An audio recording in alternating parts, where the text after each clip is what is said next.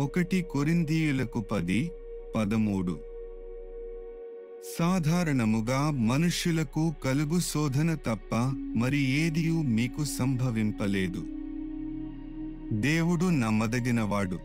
మీరు సహింపగలిగినంత కంటే ఎక్కువగా ఆయన మిమ్మును శోధింపబడనీయడు.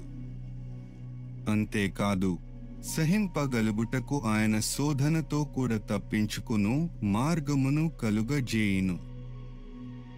దేవుడు మనకు తట్టుకోలేనివన్నీ అనుమతించడు. ఆయన విశ్వసనీయుడై ప్రతి శోధన నుండి బయటపడే మార్గాన్ని కల్పిస్తాడు.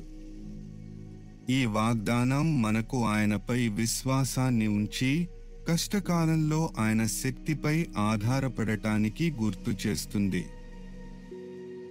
ధన్యవాదాలు.